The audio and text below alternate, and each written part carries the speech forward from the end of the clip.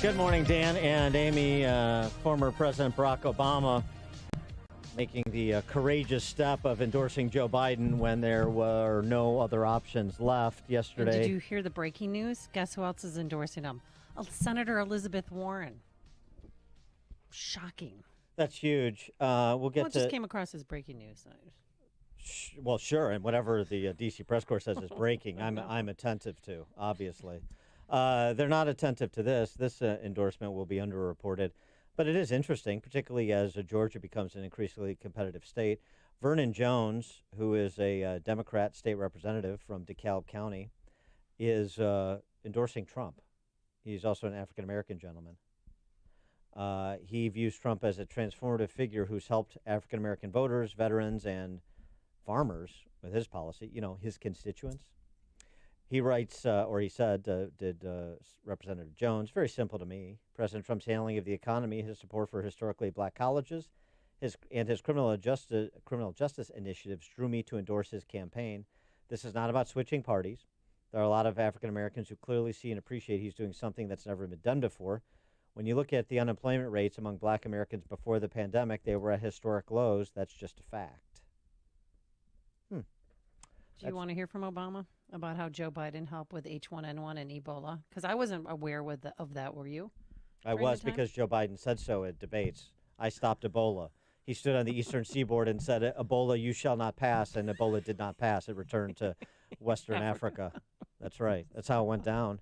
Because we live in a cartoon world, so why not confer cartoonish characteristics?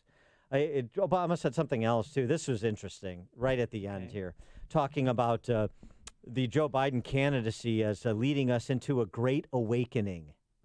That phrase is important. Listen. We want to take care of our workers. We'll worry about other things. That's not That's Obama. not Obama. This is, though. Right now, we need Americans of goodwill to unite in a great awakening against a politics that too often has been characterized by corruption, carelessness, self-dealing, disinformation, ignorance, and just plain meanness. Great awakening. That is a phrase that means something in America. It's a religious revival. There have been a handful over the last 200 years. Yeah. And so what he's subtly calling for is politics as religion and returning to the politics of the left, or fully embracing the 2020 version of the politics of the left. This is a religious movement, a movement of religious consequence, existential, right? As Chesterton observed, when people stop believing in God, they don't believe in nothing, they believe in anything. And the left believes in politics and government. That is their God. And Barack Obama understands it, and thus the appeal. For more on this, we're pleased to be joined by Andrew Klavan, podcaster, famed Hollywood screenwriter as well. Another Kingdom in season, its third and final season. You want to check that out. Screenwriter for the movie Gosnell as well. Gosnell, the trial of America's biggest serial killer. Andrew Klavan, thanks for joining us. Appreciate it. It's great to be here. I thought when he was calling for a great awakening, he meant Joe Biden. He wanted him to get up. Don't take the easy ones. Do not take the easy ones. You're better than that. I couldn't help myself. It's a moment of weakness. What about that stunning endorsement of Barack Obama by Joe Biden? It was like he has no choice. Finally, the potted plant with a sign that said "Vote for me" on it fell over, so that was the only guy left was Joe Biden. I mean, it really was embarrassing. And it was doubly embarrassing the way the press covered it, as if this was a wonderful, a moment of support. Yeah, it's really sad. I mean, it is, and I can't. I'm shocked that they're actually going to go through with this. It really does look like they're going to go through with putting up this guy, who at this point I don't even know how he's going to survive. I suppose if he survives a debate, the press will back it as some major, triumph. But the guy is really out of it, and it's not, it's not just being mean. He's always been a dope. I mean, he's never been an intelligent guy, right. But he was obviously a competent behind-the-scenes politician. He's always been a very competent, backroom dealer and whisperer. But how can he do that if he can't even talk anymore? Well, I mean, who do you think put him up to even doing this? He was so, and then they'd leak video of him in Barack getting ice cream together, and there were some rumblings that maybe he might do it, but he just didn't. I feel like his heart's not in it. Like somebody's saying, you have to do this. Obama said appointing him vice president was the best decision he ever made, and I guess compared to decisions like giving, Iran $150 billion in a nuclear weapon, I guess maybe it was the best decision he ever made. But it's pretty sad. But listen, on paper, Biden's a strong candidate, and that's the thing. If they can keep him out of the limelight, if they can construct a sort of hologram Joe Biden in the press, which we know they'll do. Maybe the people will fall for it. I don't know. I mean, Trump is. I think it's going to be really interesting what happens over the next 2 months, of course, because let's just say one of the possible outcomes is we come out of this with fairly good numbers after this virus, and then the economy comes back. If the economy does make the kind of comeback that Trump hopes it will, he's going to look pretty good, I mean, let's remember, this is the only crisis of the Trump administration. Every other crisis of the Trump administration has actually been a crisis of the Democrats' creation, a crisis of the press. The press has created this firestorm of scandal and controversy out of thin air. There's been no scandal in the Trump administration that he's been a part of, where he did anything wrong. He has done nothing to abrogate our constitutional rights, as Obama did a couple of times. So really, the whole crisis of the Trump administration is a created thing. It's an atmosphere created by propaganda, where in fact it's been a very successful presidency, and now is in an actual real-life crisis that the press is totally misreporting. So in 2 months, I mean, we've got a long time before the election. In 2 months, we're going to see the facts are going to rise to the top. People are going to look around and say, yeah, my job came back, the economy came back, or not.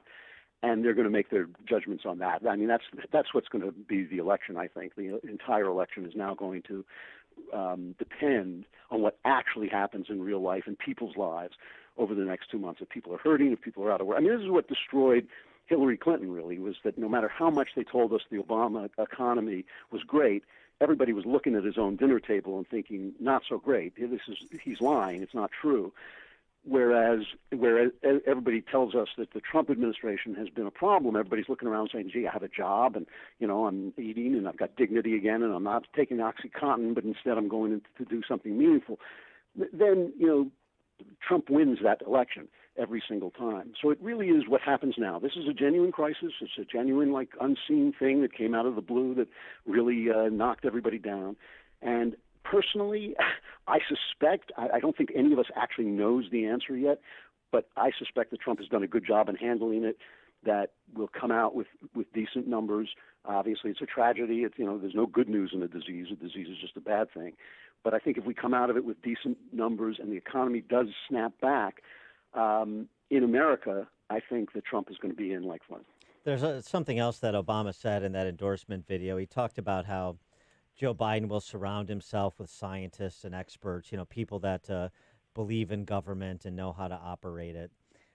This is which is really interesting, because this is basically saying, you were wrong to not trust the technocracy in 2016 when you rejected the experts who hadn't been particularly expert in managing your life for you, and we're going to bring them back. And it's I think it's actually a fairly big risk, considering how much we know about how wrong so many of the experts have been across sector, from epidemiological modeling to intelligence on China's operation. Well, that's a tremendously good point. I mean, because this has been the drumbeat of the left and the drumbeat of the media that, the bureaucracy and the administrative state has been saving us from the elected official, Donald Trump, and that we really have to get rid of this Constitution stuff and trust to the experts. They have done a tremendously bad job, and Trump has been right about almost everything. This is the thing that really gets me, is that this virus has exposed the fact that Trump was right about China. He was right to go after China. And he was attacked from both the left for being xenophobic and from the right for hurting their stock portfolios by starting a trade war with China. He was right about borders. I mean, even people like me were kind of high-minded about borders, saying, well, we have this wonderful creed and it will transform people into Americans. But no, you can only do that with a certain number of people over certain periods of time. You can't just have people swarming into the country and assimilate, and that doesn't work. So he was right about that. It's dangerous to have open borders. And he was really right about globalization. He was right that when even people on the right were saying how wonderful this is the magic of capitalism, it's all going to be free market across the world, they forgot one important thing, which is that countries are not just economic entities, they're also moral entities.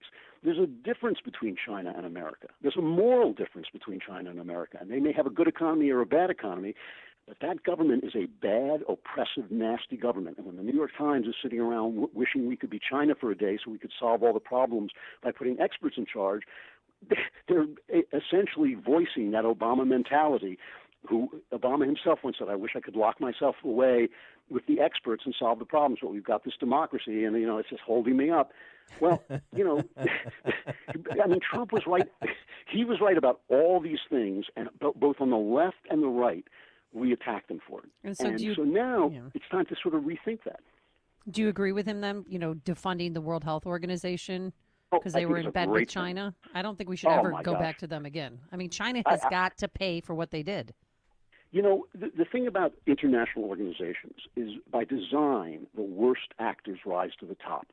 And the reason is simple. If you guys are playing by the rules and I'm coming up in back of people and hitting them over the head with a brick, I'm going to win, And so if you have an organization in which everybody is treated the same, as if they're the same moral entity, but some of them are Iran and some of them are the U.S., well, Iran is going to rise to the top because they're going to do things, dishonest, things that we're not going to do.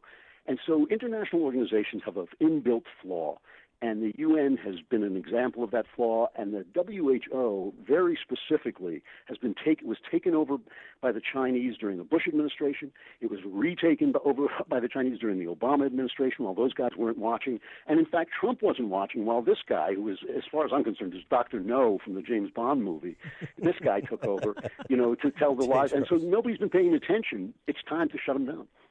He is Andrew Klavan. He is famed Hollywood screenwriter, podcaster, Another Kingdom, in its third and final season. Completed, check that out. Screenwriter for the movie Gosnell, The Trial of America's Biggest Serial Killer.